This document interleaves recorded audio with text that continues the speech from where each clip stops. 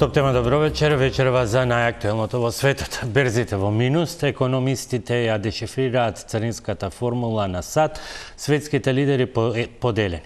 Едни бараат преговори со администрацијата на Трамп, други воведуваат одмазнички царини. Кои се проследиците од царинската војна што ја почна Трамп? Дали во македонската статистика има погрешни пресметки? Кои се последиците врз македонската економија и можните сценарија за промена на одлуката на администрацијата во Вашингтон? Ова се само дел од вечерашните прашања на кои што дебатираме со Фисар Адеми, економски аналитичар, овде во студиото. Добро вечер. Добро вечер. Дојдовте. И Бранимир Јовановиќ, професор на Виенскиот институт за меѓународни економски институции, кој што го имаме онлайн. Бранимир, би почнал со вас. Многу се говори и сите практично вести почнуваат со стрмоглавиот пат на берзанските индекси, кој што се случува во последните денови. Што треба да разберат или да прочитаат граѓаните од тоа? Дека ниту инвеститорите, односно богатите веќе не му веруваат на Трамп. Кога ги доби изборите Трамп, имаше еден интересен феномен. Макроекономистите предупредува дека тоа што тој го ветува со царините ќе направи економска штета и дека ќе биде тоа штетно за глобалната економија, но берзите му веруваа. Берзите расте на почетокот, финансиерите, инвеститорите, ако сакате богатите, верува во тоа што тој го најавуваше и затоа берзите расте. Меѓутоа после некое време, да кажа не знам, околу месец дена, сите на некој начин, вклучувајќи ги инвеститорите, сватија дека тоа што го ветува Трамп нема никаква врска, дека тоа ќе направи штета на глобалната економија и затоа сега берзите паѓа. Тоа е на некој начин жолт картон за Трамп, односно на некој начин, не знам како да го наречам тоа, можеби притисок врз него да се откаже од намерата да ги воведе царините, затоа што царините ќе направат голема економска штета. Интересно е тоа што дури оние кои што да кажеме се сликаа со него, првиот ден нели кога беше инаугурацијата, сеќавате дека сите милиардери се наредија таму кај него, дури тие сега на некој начин почнуваат да се сомневаат, односно да го критикуваат, да говорат против тоа што го ветува. Дека што тоа е главната порака од она што тој го ветува. Друг интересен момент е што макроекономисти, каде греше макроекономистите? Греше во тоа што тие викаат дека, вклучувајќи тука и мене и нашиот институт, ние викавме дека цело време најголемиот проблем ќе биде во тоа што царините ќе намалат глобалната трговија, помалку ќе се извезува и увезува и поради тоа ќе се намали нели производството, ќе се зголеми невработеност и слично. И тоа стои се уште, меѓутоа тоа не е главниот проблем во оваа криза. Главниот проблем сега моментално е што берзите стрмоглаво паѓаат, што значи дека таа штета што тие ќе предизвикат може да биде многу поголема од штетата што ќе предизвикат самите царини. И тоа е интересен феномен што самите царини, на пример се некои проценти од други економисти, не од нашиот институт, проценките се дека тие ќе направат штета на глобалниот ВДП од 1% или конкретно околу 1,5 трилион долари на глобалната економија. Ова што го видовме само првите 2 дена на берзата беше губење на вредност од 5 трилиони долари, односно 3-4 пати повеќе од она што макроекономистите го најавуваа за трговската војна. Така што тоа е многу интересен феномен што не е главниот проблем сега тука извозот, увозот и самите царини, туку главниот проблем е што берзите не му веруваат на Трамп и тоа прави штета. И затоа се многу опасни финансиските пазари, затоа што ако малку ја сгрешите работата, може да се направи голем хаос и се чини дека сме на прагот кон тоа. Денеска интересно што ќе се случува, денот уште не е завршен. Во Америка денеска во моментот сега се тргуваат работите и веројатно она што го гледаме сега нема да биде исто со она што ќе го видиме за пола сат кога ќе заврши емисијата, ама ќе биде интересно како ќе заврши денот. Денеска денот е многу волатилен, час идат нагоре акциите, час одат надолу, ќе биде интересно да се види како ќе завршат, но постојат некои нави, се прошири вест дека Трамп има можеби намера да ги одложи царините за некој период, дали 2-3 недели, дали месец ден, дали 3 месеци и поради таа вест берзите почна малку да скокат. Ако Трамп се реши на вистина да каже, окей, ќе ги одложиме царините на некој неопределено време, тоа може да ја смири ситуацијата, но мислам дека без тоа берзите ќе продолжат да паѓаат уште некој време. Таа информација беше подоцна демантирана од Белата куќа, па затоа почна и тој пат. Висар, која е вашата оценка? Еве па да се префрлиме и конкретно на германско тло. Дах во првите 2 часа од тргувањето ја намалува својата почетна загуба на околу 7%, односно изгубена е, велат агенциите, целата годишна добивка. Па видите, Боби, берзите се рефлексија на пазарите на кои ја контролира побарувачката. А ако видите вие дека Европска Унија има многу интегрирана економија или трговија со САД, а обемот на трговијата е околу 500 милиарди евра, а од тоа суфицит има околу 180 милиарди евра Европска Унија, најголем извозник е таму Германија, со хемикали, алуминиум, челик и така натаму и автомобилската индустрија. Имено, мислам дека тоа што кажа Бранимир, таа рефлексија и самодоверба на политичките процеси што сега ги дава Трамп, се една рефлексија на паѓање на берзите. Но исто така и овој волумен на паѓање на трговијата меѓу Европска Унија и САД има рефлексија во спадот на берзите. Втора работа е стравот на глобалната рецесија. Значи, ако имате вие помал обем на трговија помеѓу Европска Унија и САД, ќе претрпуваат криза тие компании кои што извезуваат во САД, а кои се листирани во ДА. Така да таа криза или човекот кој што компанијата која што е листирана во таа берза ќе претрпи криза во смисла на губење на пазари. И трета работа е, ја мислам дека европските или внатрешните предизвици на Европска Унија, тие политички и секако ќе се однесува додека нема некоја мерка од Европска Унија, мислам дека ќе почне да паѓа, додека не се стабилизира до некој одреден период каде што ќе имаме реперкусии или да видиме кои се ставовите на Европска Унија према САД и према тие политики. Ги имаме првите коментари, ќе ги анализираме нешто подоцна, но еве овој пат обратен редослед, па прво со вас, па потоа со Бранимир. Светските економисти не ја прифаќаат формулацијата на администрацијата, велат дека е не економска, нелогична и така натаму, но факт е дека таа е тука, други велат дека не е економска мерка, туку е повеќе геополитичка за притисок. Еве да почнеме и со двајцата од почеток, кои се во основа причините за овие царини, еве од економска гледна точка, да ги тргнеме оние елементи на геополитичко престројување. Ама политичките алијанси се темел на ова, да кажеме, економска војна. Ние сме во средина на некоја војна помеѓу Америка и Кина, која што е во пораст последните 35 години. Нивниот сооднос, например, на трговија е 3,1 на корист на Кина. Ако во 90 години таа глобализација или тој модел на економија на знаење претрпе, да кажеме, скок на услуги и да кажеме и на другите индустрии кои се базираат на интелектуална собственост, американците ги аутсорсираат тие што ги викаме ние dirty jobs, например пластика, рециклирање, производство на кондори и така натаму, кои што американците не ги правеа или не сакаа да ги прават, пошто направија шифт на услужните дејности, на банкарскиот сектор, на филмската индустрија и така натаму, кои што се фокусира поише на, да кажеме, на овие интелектуални услуги. Се овој пораст на Кина доведе да и кинезите инвестираат и во други индустрии и да прават директна конкуренција на американските компании, не само во смисла на листирање на најбогатите компании, туку и на листирање на најбогатите кинези во топ 20 милиардери во свет.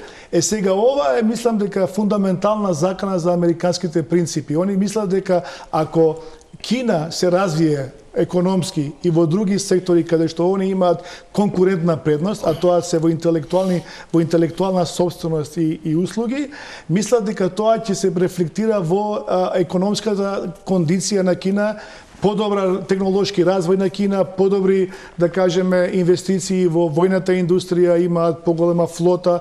Тие се најголемата растечка со војна опрема во свет. И Кина ја сметат како фундаментална закана за начинот на кој што еден американец Но може ли дефицит да се намали со со декрет. Може Бидејќи да се очигледно намали, да, тој не може. бил создаден со декрет. Не може, ако до сега 400 милиарди евра има дефицит, во краток рок овој дефицит ќе падне на 200 милиарди евра, но работава репрекусиите на економската импактот од економските тарифи е многу голем.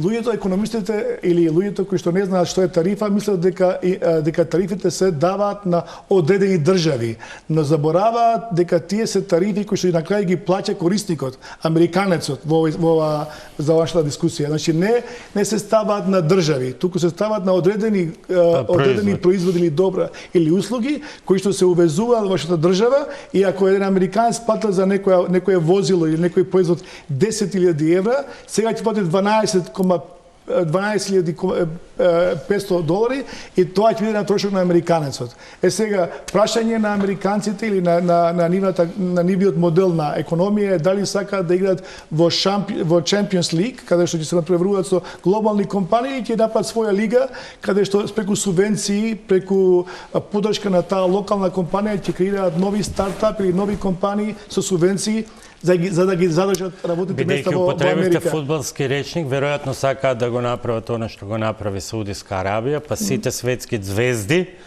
фудбалски звезди ги купи и ги однесе во Саудиска Арабија, па Да, добро, со речникот на фудбалот така е, но мислам дека репрекусиите од овие тарифи ќе бидат многу големи за американците, затоа што они сакаат тие manufacturing jobs, ки викаме ние, производствени работи да ги донесат пак во Америка, а вие сте имале шифт на тој сектор. Значи вие 35 години ја убедувате глобалната економија или државите дека време е да инвестираме во услуги, во интелектуална собственост, во либерална економија, либерална трговија со намалени тарифи, а сега одите преку да кажеме протекционизам, политика, каде што не верувате на вашиот модел кој што вие сте го промовирале. WTO е чедо на американците, затоа што они сака преку глобална трговија да имаат глобални компании кои што ќе го размислуваат светот како едно големо село, како едно глобално село, каде што американците ќе бидат најголеми во оваа смисла. Придобивките од таа либерална трговија за американците доведува да имаат најдобри 10 компании, најдобри 10 милиардери, и сега се враќаат на моделот каде што ние мора да инвестираме во Македонија. Но сакам да кажам уште нешто, Боби. Не знам каде ќе ги најдат работниците ако правиме шифт сега од услужната индустрија или од таа интелектуална собственост или креирање на софтвери, креирање на интелектуални производи, на земјоделски производи или производа на пластик или чевли. Значи тие во смисла на кога вие имате 3% на невработеност, ја не знам од кај ќе ги донесат тие вработени за да се фокусираат на производствени процеси. Во меѓувреме голем дел од таа мануфактурна индустрија која што е останата веќе страда за вработени поради новите политики со миграциите. Бранислав, кои се оценките кои што ги имате вие со оглед на фактот што многу и светски економисти, дали го имаме Бранимир? Да, тука сум. Многу светски економисти многу време потрочија и се уште се обидуваат да ја докажуваат, толкуваат ова формула за која што сите велат дека е нелогична, не економска, но факт е дека таа е тука. Формулата е нелогична, ама тоа е всушност и поентата. Зошто е нелогична? Затоа што Трамп го зрима дефицитот што го има Америка во размената само со производи. Значи не вкупната размена, вклучувајќи ги и услугите, туку само производите, физичките производи со една земја и ја дели тој дефицит со вкупниот увоз што го има со таа земја и после вика тоа го третира како да кажеме имплицитна царина, некоја царина која што другите земји ја ставаат на Америка и вика бидејќи јас сум добар, нема да ви воведам на вас царина од 70%, туку ќе го преполувам тој, ќе ви воведам царина само од 35%. Формулата е скроз нелогична затоа што ќе илустрирам со еден пример. Например, Америка, една од земјите која што доби највисока царина е Мадагаскар. Америка увезува од Мадагаскар ванила. Увезува околу 100 милиони евра секој година ванила, извезува, не знам, нешто таму 1,2 милион долари било какви производи. Значи дефицитот што го има Америка во трговската размена со Мадагаскар е да кажеме 99 милиони евра и тоа е се поради ванила. Не можете да кажете, нема никаква логика да кажете вие дека Мадагаскар, кој што е сиромашна држава, кој што има сиромаштија од 70%, воведува некои нефер трговски практики кон Америка, кој што има, не знам, GDP од 25 милиарди долари во споредба со она што го има, да кажеме, Мадагаскар, што е, не знам, 1000 пати, 10.000 пати помалце. Така што поентата е дека зошто Мадагаскар извезува ванила во Америка? Затоа што Мадагаскар тоа може да го произведува, а Америка тоа не може да го произведува. И сакам да илустрирам нелогичноста на тоа што го вика Трамп и не може тоа да го толкува тој, како да кажеме, нефер трговска практика. Едноставно земјите се специјализирани за такво нешто. Понатаму да го на база на овој пример. Дали со тоа што Трамп ќе воведе царини на Мадагаскар ќе направи американците да произведуваат ванила? Апсолутно не, затоа што немате услови за да го произведувате тоа. Дали Трамп понатаму ќе го намали дефицитот што го има Америка во однос со размената со Мадагаскар?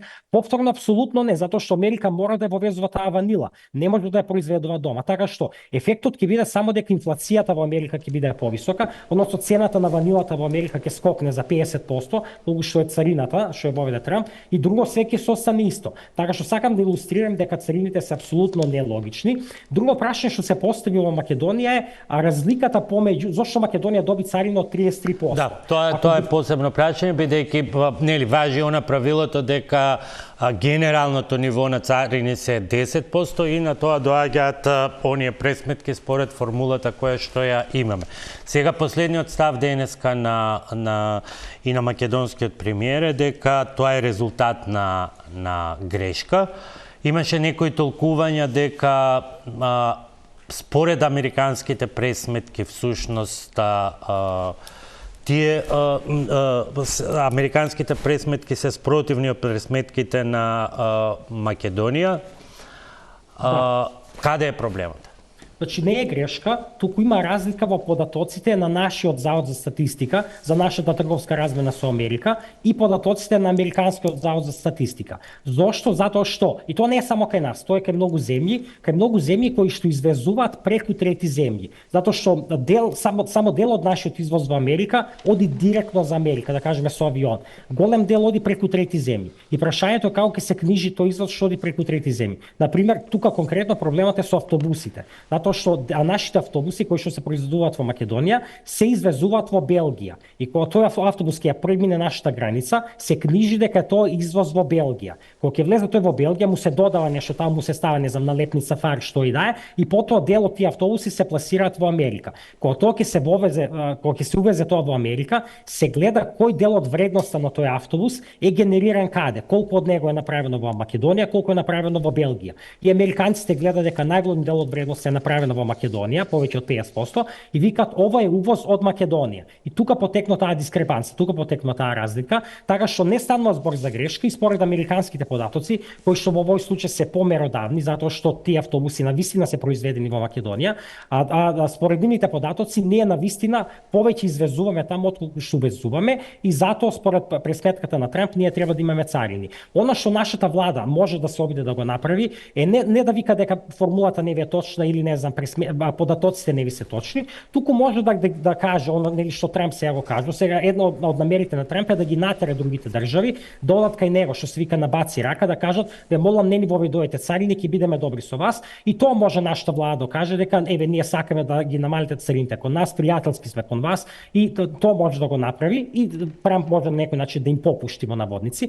Меѓутоа тоа не е висинскиот проблем. Главниот проблем за нас не потекнува од извозот кој што завршува во Америка. Главниот проблем за Македонија потекнува од извозот кој што завршува во Европската унија, затоа што само околу 1% од македонскиот извоз оди за Америка, а дури 80% од македонскиот извоз оди за Европската унија, па понатаму завршува во Америка. Така што главниот удар ние ќе го претрпиме преку овој извоз што оди во Европа, па потоа во Америка, и на тоа треба да се фокусира македонската влада. Не на тоа да ги намали царините што Америка ни ги воведе, туку да преземе мерки за да го ублажи товарот кој што ќе дојде од намалениот извоз од страна на ЕУ во Америка.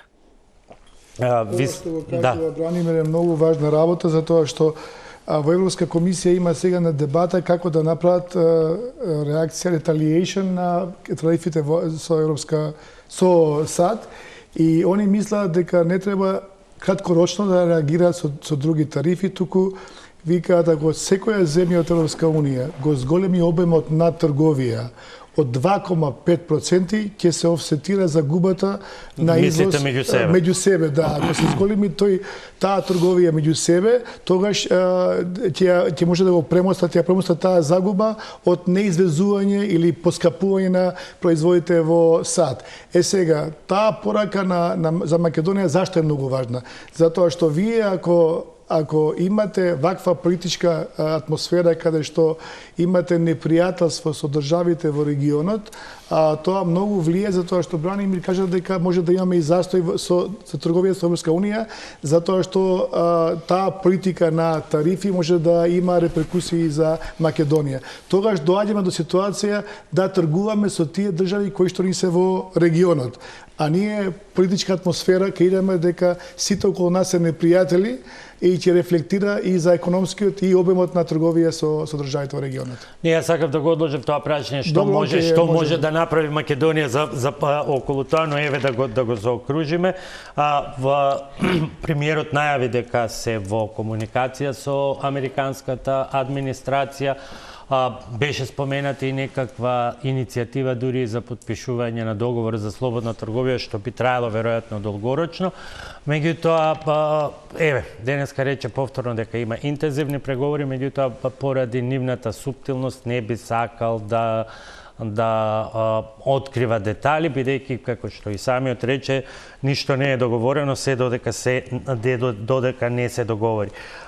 Кои се, Бранимир, да ги одвоиме сега малку Македонија од Европската унија, она што е директна размена, што би можела и на кој начин да издействува Македонија, имајќи предвид дека Белата куќа, односно во самата она долго образложение на извршната наредба на Трамп се јасно посочени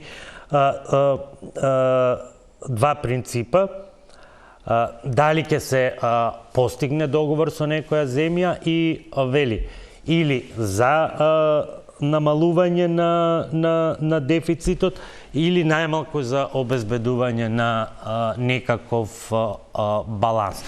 Или тоа е тоа што вие рековте, што би се добило ако се оди на баци рака, имајќи ги предвид директните релации.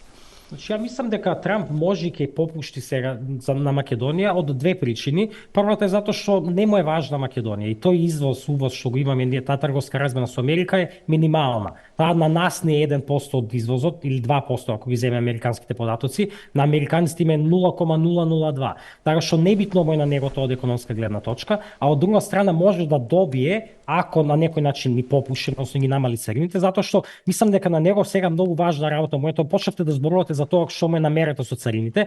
Мислам дека има уште една намера која што не ја спомнавте, тоа е дека тој сака да се наметне како лидер на светот, ама не на оној стариот начин. Америка секогаш била лидер на светот во последниве не знам колку години, но била лидер преку соработка и преку она што се нарекува мека моќ, преку дипломатија. Сега тој сака да се наметне како лидер на светот на некој малку поинаков начин, цврста рака. Ќе ви воведам царини, па вие дојдете кај мене да ме молите, како нели мафијашите, кум баци рака и ќе ти направам што сакаш. И мислам дека поради тоа што сака така да се постави, да има многу земји сега што ќе кажат бареме да ни намалите царини, тој каже јас сум добар, ви намалувам царини. Мислам дека има шанси да и попушти на Македонија, затоа што ќе го искористи тоа како пиар, како реклама да каже еве на овие 20, на овие 30 земји им намалив царини затоа што тие побара и јас тоа им го направив. Затоа што на некој начин ќе саки да дефокусира од хаосот кој што се случува и на Брекзит и со се останато и ќе проба значи тоа да го направи преку ова што ќе го направи со Македонија. Така што мислам дека има шанса тоа да се направи, меѓутоа пак ќе кажам не е тоа главниот проблем сега во моментов и нашата влада не треба толку да се фокусира на тоа. Да, има индустрии кои што се погодени директно засегнати од овие американски царини, пред се тука е текстилот, имаме некои текстилни фирми кои што извезуваат таму и тие се жалат. И со право се жалат затоа што таа гранка во Македонија е во криза со години, има структурни проблеми и сега уште царини од 33% навистина ќе ги погодат, така што може би на нив тоа ќе им значи ако се намалат царините на 10%, но да кажеме во големата слика во тоа што како Македонија ќе помине од целата оваа криза, тоа е на некој начин капка во морето и тоа е една од помалите работи кои што треба да се направи за да се спречи, да кажеме, да имаме поголем удар од целата криза. Еве едно прашање кое што сега го добивам, а се однесува на тоа колку ова разлика која што ја открива, која што се откри, кој има суфицит, кој има дефицит и податоците на македонската статистика, едно од прашањата е колку тоа открива нелогични тарифи и на македонска страна, бидејќи не е точна таа бројка од 65 како царина, меѓутоа факт е дека за некои производи комбинацијата на тоа што се вели царина со прелевман стига и до таа бројка. И тоа не е така само со САД, во многу помал процент, браниме на вас, тоа ви е многу познато од стажот во Министерството за финанси. Тоа е многу присутно и во некој во однос на други земји и од секогаш представувало дилема кај бизнис секторот, што ние всушност штитиме, еве, кога и натаму нити можеме да произведеме храна, напротив се повеќе и повеќе увезуваме, а царините си стојат како една теориска бариера за заштита на домашното производство. Да, ако ги видите ефективните стапки на царини, односно ако земете целиот уvoz-извоз и увоз, да кажеме, и видите колку се собират вкупно царини и поделите, да кажеме, приходот од царини со вкупниот увоз, тоа е минимална работа. Например, притекнал последниот податок што го видов, имавме ние годишно приход од царини 60 милиони евра, а увозот тогаш беше околу 6 милиарди евра. Што значи дека ефективната стапка на царини е 1%. Така што тоа е многу мала, многу ниска стапка на царини, многу пониска од ова што го кажуваме. Така што царините како мерка скроз го изгубија своето значење изминативе децении и со право. Да, постојано е аргумент заштита на индустриите, меѓутоа и таа заштита треба да се однесува само на индустриите во нивниот зачеток. Не треба да штитите вие индустрии кои што постојат со години, затоа што некоја индустрија стара и вие се уште ја штитите со царини, ја правите да биде паразит. Таа не може да се справи, да кажеме, со притисокот, произведува, не знам, лоши производи, произведува лоши коли, карикирам сега, и вие ставате царини за да ги заштитите домашните коли, наместо да ги намалите царините и да ги потикнете, да ја потикнете вашата фабрика, вашата фирма да прави подобри коли. Така што сакам да кажам дека аргументот за заштита на индустрии се однесува само во раната фаза на заштита на индустриите, не подоцна. Главниот аргумент против, значи ја не сум против даночење. Ја мислам дека секој тоа добро го знае дека јас сум за тоа да се даночат и фирмите и богатите луѓе, меѓутоа царините не се ефикасен данок. Царините се данок на трансакција. Царините креираат фрикции, креираат триење. Кога има те ги намалуваат економските трансакции затоа што на некој начин како да имате, не знам, сакате да се лизгате по, не знам, да скијате, да кажеме, по некој рид и одеднаш ставате песок таму. Не можете да се скијате, ќе направите штета. Тоа е поентата, тоа е логиката со царините. Треба да даночите краен исход. Треба да даночите профитна фирма која што остварува милионски добивки од, да кажеме, ниски царини, од ова, од она, треба профитот да го даночите. Не самата трансакција додека таа се врши, туку профитот. Треба да го даночите доходот кој што го остварува некој човек, богатиот, а не самата трансакција. Тоа е, например, како да воведете одеднаш, кажете од утре, воведоме данок на секое плаќање со картичка во супермаркет или било каде. Секоја трансакција со картичка што се плаќа, ќе ја даночиме, не знам, 0,1%. Тоа е нешто такво. Што ќе направи тоа? Ќе ги натера луѓето помалку да плаќаат. Тие даноци што се во економската теорија се нарекуваат даноци на економски трансакции, се сметат за неефикасни даноци, за застарени и затоа треба да се намалуваат. Фокусот треба да биде кон тоа да се даночат другите работи, царините да бидат ниски, а ако сакате да стимулирате домашно производство, домашни индустрии, тоа се прави на друг начин. Тоа се прави со индустријска политика, со иновацијска политика, со универзитети, со истражувачки центри, со поддршка на мали фирми, на стартапи и слично, а не со царини. Не може да го земе примерите со Америка. Дали Америка со тоа што ќе воведе сега царини, со тоа што воведе царини на автомобилската индустрија, ќе направи американските фирми, американските коли да станат подобри? Апсолутно не. Зошто Кина стана најдобра лидер во светот во автомобилската индустрија, особено во електричните автомобили? Не го направи тоа поради царините. Го направи тоа затоа што имаше добри државни политики за развој на тие фирми, за поддршка на тие технологии, на тие универзитети. Така што, ако сакате да развивате домашно производство, домашни фирми, тоа се прави со други мерки, не со царини. Царините во макроекономска приказна, од макроекономска гледна точка беа мртви веќе неколку децении и ова сега што го направи треба на некој начин да ги ревитализира, односно ги воскреснува на некој начин, ако потребно тој израз, но нема да има тоа само ќе направи економска штета затоа што царините како економска мерка, како тип на данок се неефикасен данок. Визар. Да, царините, една причина што не ја спомнавме е дека Трамп цело време сака да ја убеди американската јавност дека американските компании инвестираат милиарди долари во истражување и развивање на нови производи, тоест тоа што зборевме преска на економија на знаење, а кинезите преку таа некоја индустријска шпионажа ги зимаат, другите измислат, тие копираат и прават после многу ефтина копија за тој производ.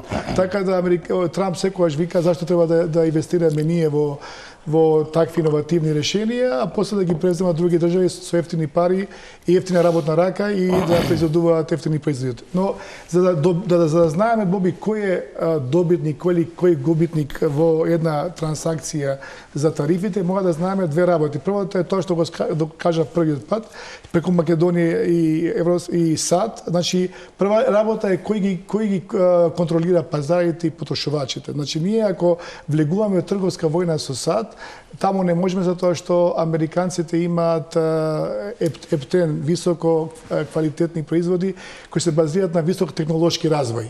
Ние увезуваме од кај нив машини, емикали и многу високо, да кажеме, added value, со додадена вредност производи и ние, прашањето е колку можеме ние да ги замениме преку субвенции во локални производства или преку субвенции на локални компании. Тоа е невозможно. Јасно е дека тоа нема да се случи и не е ниту потребно во овој момент. Но поголем ако правиме замена на пазари, ако не купуваме од САД, од која друга држава ќе купиме ние? Трошокот на трансакции што ќе ги земеме, ќе ги увезуваме тие работи што не ги произведуваме ние, а ги увезуваме од надвор, може да биде многу повисок од тоа што ќе го имаме од САД. И втора работа е ние како модел на економски раст од времето на Никола Груевски 2006 година се фокусираме на ефтина работна рака. Ние немаме некој технолошки производ или некоја стратешки сектор или индустрија која сакаме да ја заштитиме.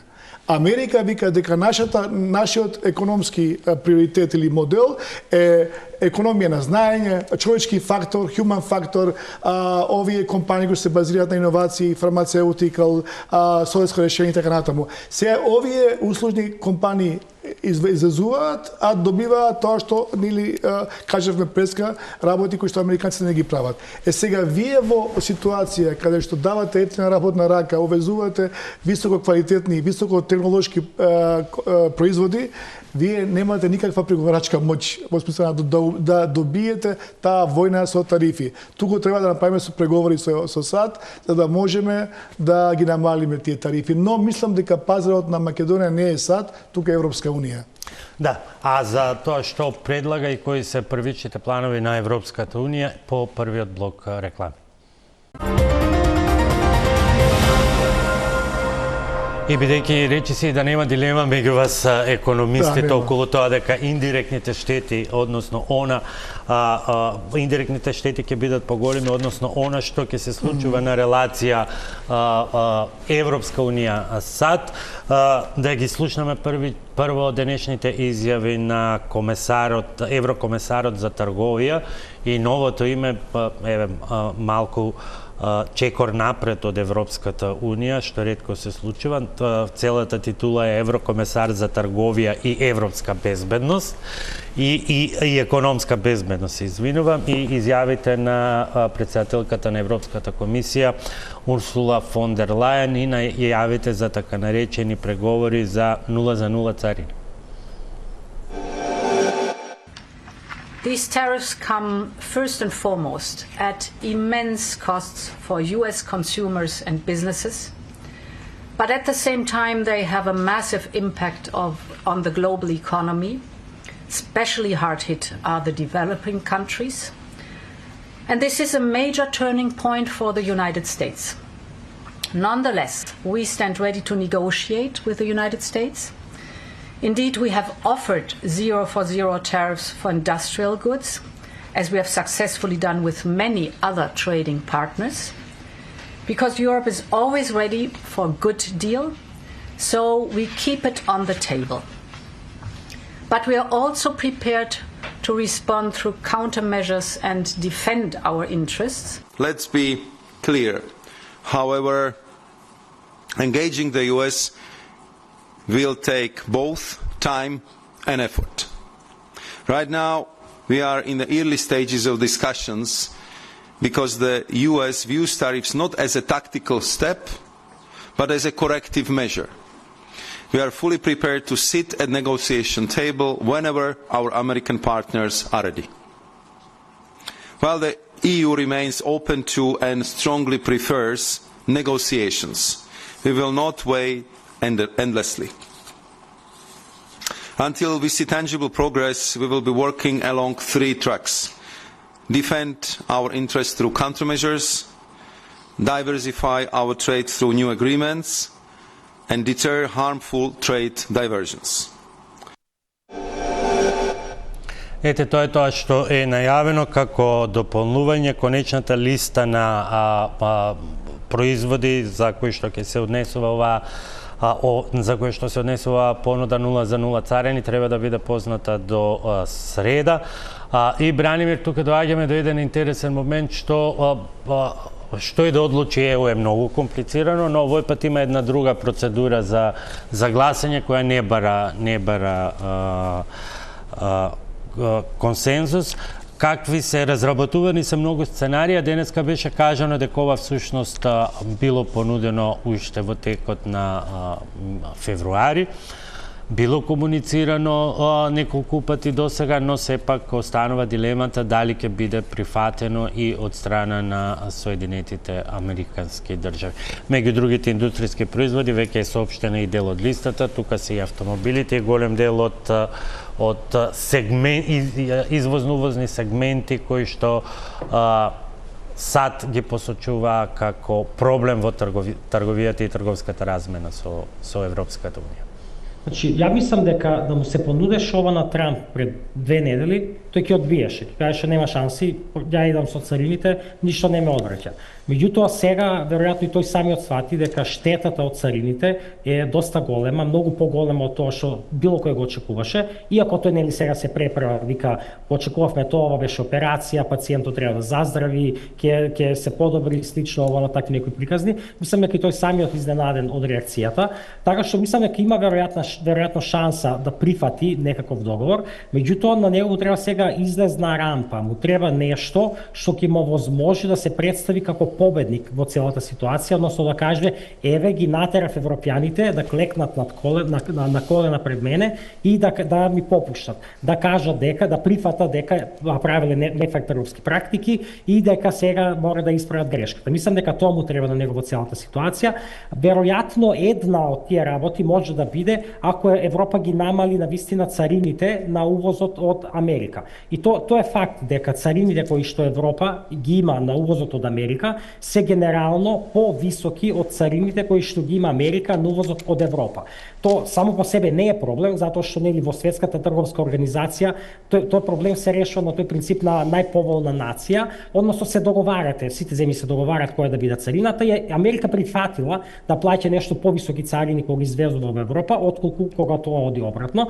Така што сакам да кажам дека има некој начин, тоа Трамп што го збори, има некоја подкрепа дека Европа има повисоки царини во однос на Америка отколку обратно. Така што ако Европа понуди да кажеме еве ќе ги задначиме царините на исто ниво, можеби тој ќе се обиде да го представи тоа како негова победа и да отстапи од тоа. Меѓутоа мислам дека за да се случи тоа мора да има голем притисок пред се од берзите и од другите, да кажем бизнисмените, моćните луѓе, нешто имаат пристап до него и затоа веројатно мислам дека ова сега што се случува со берзите е своевиден притисок врз него за да отстапи од намерата. Затоа што она што макроекономистите го кажуваа пред 2-3 недели пред да се случи целото ова е дека нели нема победник во трговската војна и сите ќе страдат, вклучувајќи го и Трамп, вклучувајќи и Америка, вклучувајќи ги и богатите, меѓутоа сепак Америка ќе страда помалку од сите останати земји.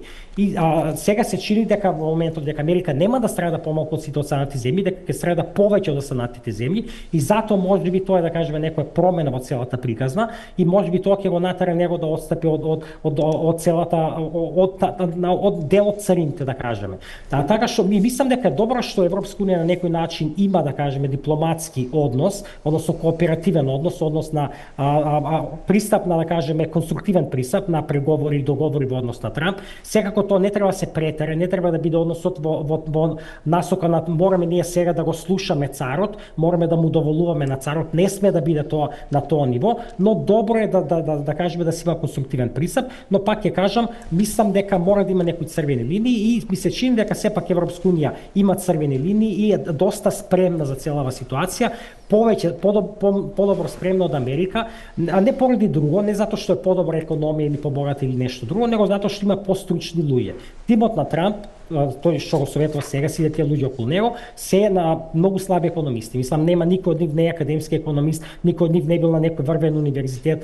Тоа се релативно слаби економисти. Дури формулата што ја направија, најдена подсмевка економистите. Ја не видов сериозен економист кој што каже ова е добро. За разлика од него, во Европската унија имате врвни економисти, кои што можеби не се од врвните американски универзитети, ама се од врвните европски универзитети. Така што сакам да кажам дека Европа е подобро спремна од Америка во оваа ситуација, има веќе спремано неколку одговори во позадина и мислам дека е добро што сега пробуваат со конструктивен пристап, ама пак ми се чини дека се спремни во крајна линија и да идат со малце построг пристап ако Трамп не сака да попушти. Да, така и беше најавено дека прво се подготвува тој одмазнички пакет кој што се однесува на првите царини кои што се за алуминиумот и челикот, доколку не биде ова прифатено, што е многу брзо на Европската унија, се ќе биде усвоено на 9, а ќе стапи на сила на 15 април. Тоа е некоја динамика која што сама по себе е практично незамислива за Европската унија. Дали она што велите ќе му биде потребно на Трамп да го истакне како победа, ќе биде впрочем автомобилската индустрија, бидејќи таа е на листата која што е лиферувана во меѓувреме, значи тука се, да не сгрешам, автомобилската индустрија, фармацевската индустрија, пластика и други индустријски производи, со оглед на фактот што сегашниот сооднос на царини е 10% на спрема 2,5%, односно Европската унија ги царини американските автомобили со 10%, наспроти САД кои имаат само 2,5% за царин.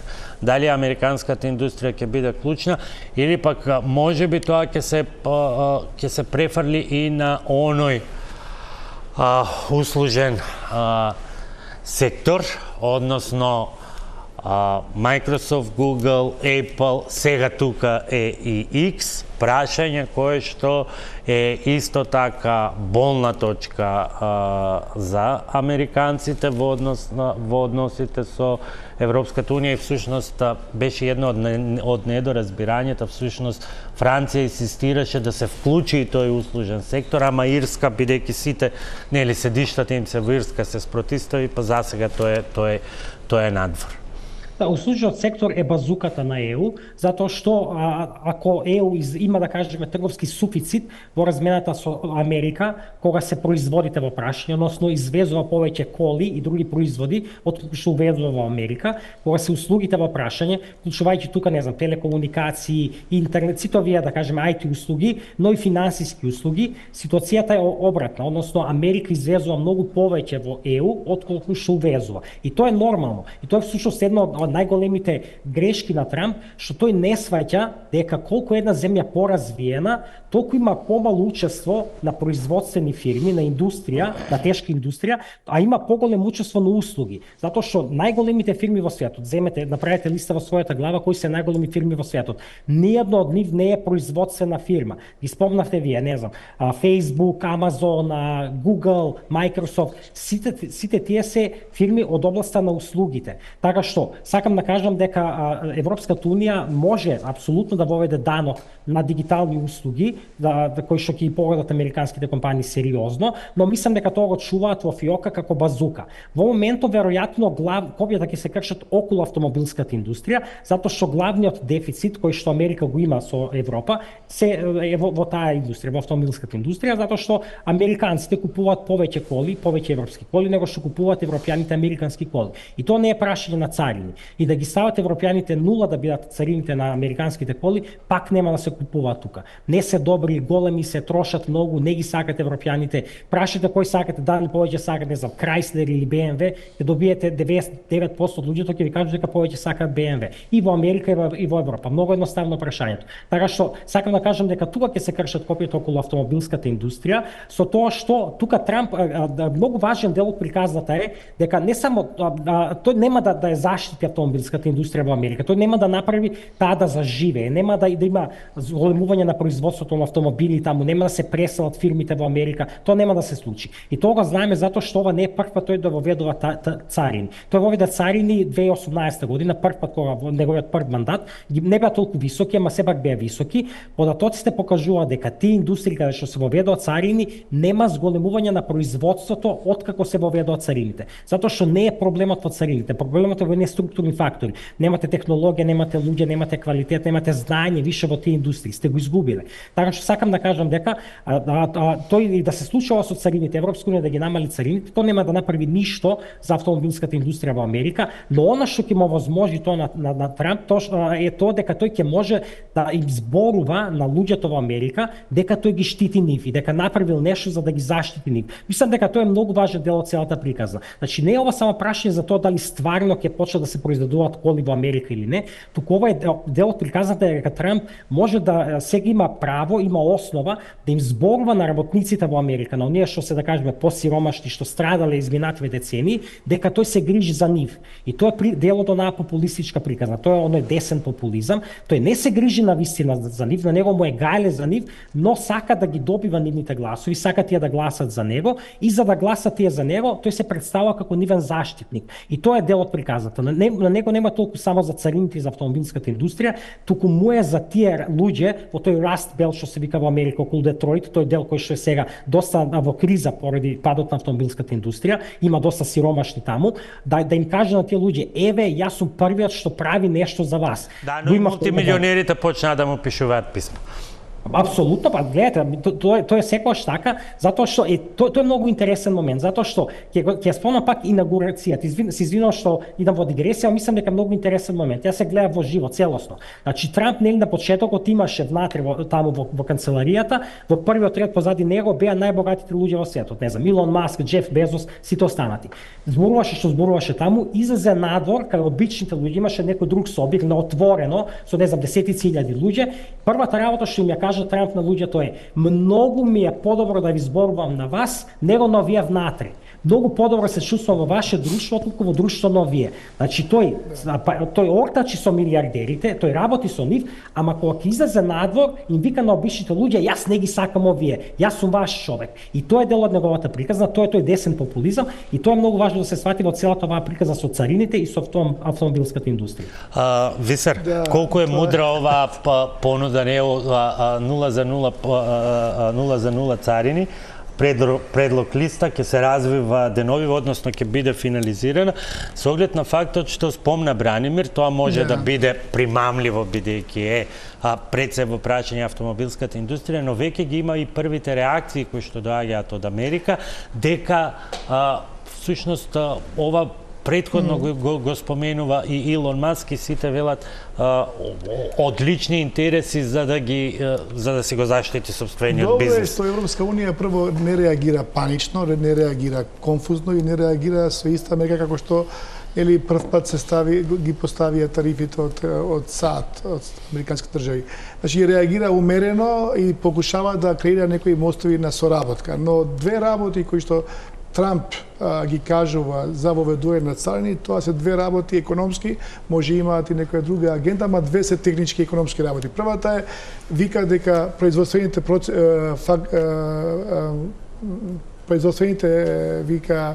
компании мора да се вратат вика во Америка, тоа е прва работа, и втора работа е да креираме работни позиции во Америка, а не во другите држави.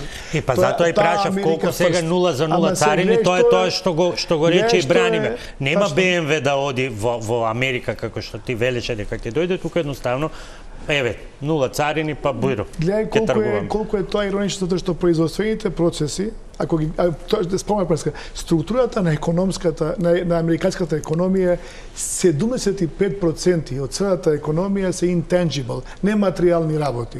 Значи не зависи Америка од BMW или од Chrysler или од Ford. Нематеријални, банковска, финансиски сектор, услуги, филмови, музика, тоа се вика intellectual property. Значи они изведуваат услуги, а воведуваат автомобили затоа што Ford и Chrysler не се конкурентни со европските компании. Тие ја изгубиле оддавна таа конкурентна позиција.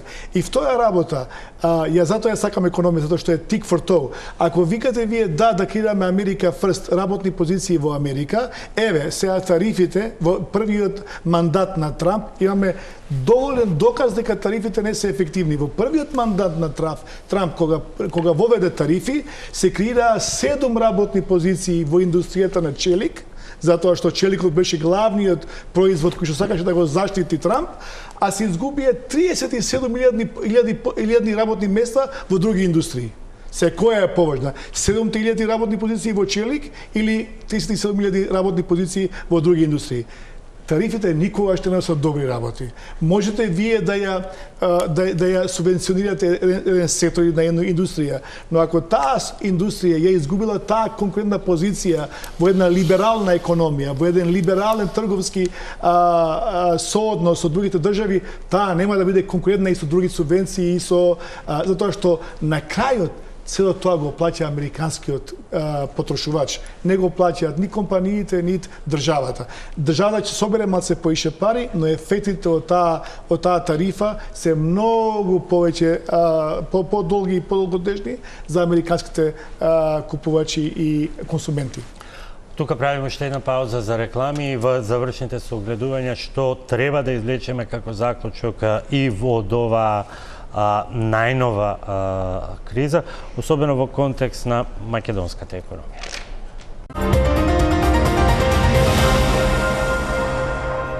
И влегуваме во завршница со последните ваши пореки. Бранимир, повторно би почнал со вас.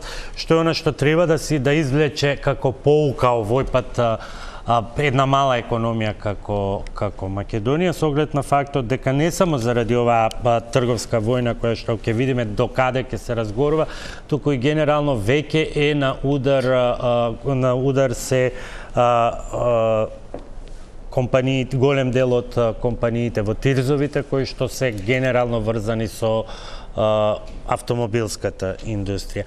Што е тоа што треба од секоја криза да се извлече, за да не биде повторно постојано да ние сме мали, не можеме да влијаеме, но ги трпиме ударите, а да не се сведе на она потребна е таа класична теорија секторска диверзификација, бидејќи таа не се прави преку ноќ. За тоа е потребно веројатно и мудрост, план и стратегија подолгорочна. Значи, ја знаете она изрека, кога слоновите се тепаат, тревата страда, и апсолутно тоа е и сега случајот. Меѓутоа, мислам дека во оваа ситуација нашите политичари, односно креатори на политики, не само кај нас, него и во сите други мали земји, имаат инструменти за да спречат тревата кај нас да биде уништена поради оваа битка на слоновите. Конкретно што? На краток рок може да преземат мерки за да го ублажат ударот од оваа криза. Како ќе влие кризата во Македонија? Ќе влие преку намалениот извоз. Чисто илустрација само колкави се чини дека ќе бидат овие ефекти. Правевме ние многу симулации тука на нашиот институт, други колеги, не јас, прави пресметки за Европската унија. Проценките се, моделите, сите модели, не само нашиот, туку и на најголемите институции, покажува дека најверојатно ефектите ќе бидат помал економски раст за околу 0,5% поени. Ако се очекува да има раст за од 2%, сега по кризава, по војнава тој раст ќе биде 1,5%. Што не е страшно. Тоа е она да кажеме проценката за ЕУ од трговската војна.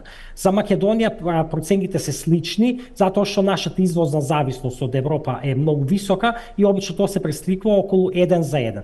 Сакам да кажам дека ако сме очекувале дека пред оваа криза, растот во Македонија оваа година ќе биде 3%, сега најверојатно ќе биде околу 2,5%, што на вистина не е страшно. Се разбира, ризиците се надолу, дека тој раст ќе биде многу понизок, затоа што кризава што ја гледаме со берзите може да значи светска рецесија, што може што ако се случи ќе биде многу полоша ситуацијата. Но сакам да кажам дека каналот преку кој што кризава ќе се одрази во Македонија ќе биде пред се намален извоз, а во макроекономијата имате други неколку мотори на економскиот раст освен извозот. Првиот е личната потрошувачка, односно потрошувачката на луѓето, вториот се инвестициите. Може нашата влада да преземе мерки за да ги стимулира и едните и другите, за да спречи овој пад на извозот да биде страшен, односно страшно да влие на економијата.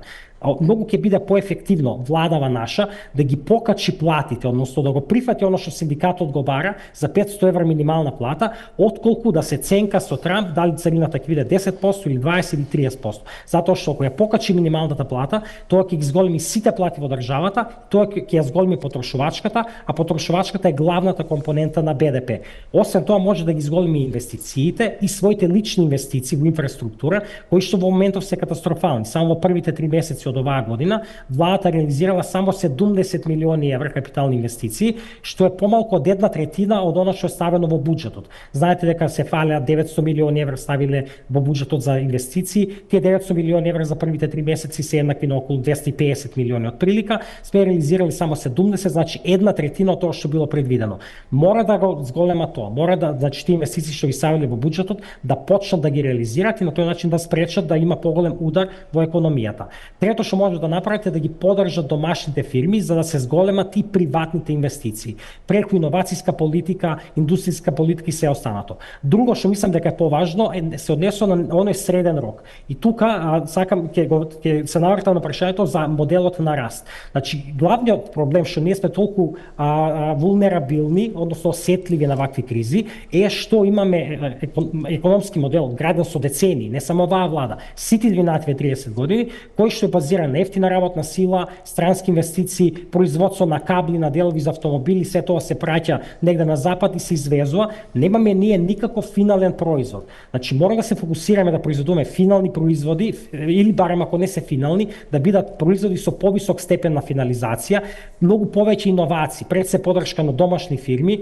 домашни стартапи, фирми кои што ќе може да бидат носители, двигатели на растот и промена значи на економскиот модел на земјата, наместо да имаме ефтина работна сила и странски инвестиции, да нудиме квалитетни производи. Значи тоа е онаа промена што треба да ја направиме. Немаме многу време сега да навлегуваме во детали, да кажам што повеќе треба да се направи. Веќе сме и надвор од времето. Бранимир, ви благодарам за одвоеното време.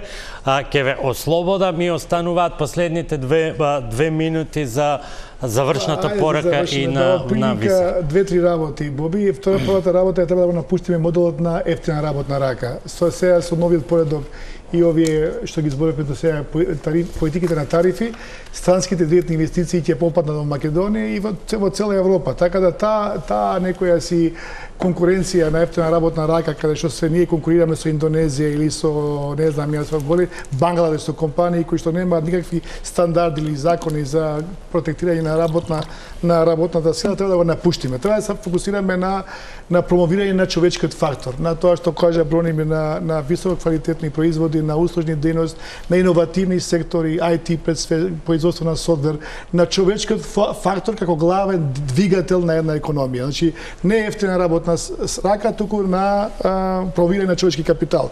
Таа прва работа на такви услужни работи или иновативни или креативни решенија кои што ги даваат нашите млади. Субвенционирање на стартапи, на иновативни, на технолошки зони, на research and development, развивање на нови производи, дали тоа било во соработка со универзитети или преку стартап некои зони што ги нема во Македонија. Мораме да завршуваме. Не е тоа преамбициозно со оглед на тоа што се чини дека ние сме во предизборна година и гледате дека се е фокусирано на улички, чешми и Па треба да тротоари. напуштиме таа дискусија више на улички. Ама на не, тоа чешки. не е реалност. Да, реалност. Тоа работа е треба да бидеме без тарифа. Со тарифа ние сме увозно зависна држава. Ние треба да се фокусираме на производствени капацитети. Ние не може да зависиме секогаш за земјоделски храна и пијалоци од други држави, било тоа од Америка, било тоа Европска унија. Еднаш за секогаш треба да субвенционираме производствени капацитети, да не зависиме од ниедна држава за нашите базични производи. И трета и четврта работа, треба да држава да помогне во диверсифицирање на добавувачите кои што доаѓаат од Америка, нели со тарифите ќе имаме поскапи цени, да помогне во диверсификација на добавувачи на овие сектори кои ќе бидат директно засегнати од зголемување на цените. И четврта работа, диверсификација на пазари, да не зависиме само од САД Европска унија, туку да наоѓаме и нови пазари кои што најмногу и конкретно со германскиот. Ви благодарам што бевте гостин во мојата тема. Бранимир, благодарам уште еднаш и за вас. Почитувани, ви благодарам за вниманието. Останете со Телбо.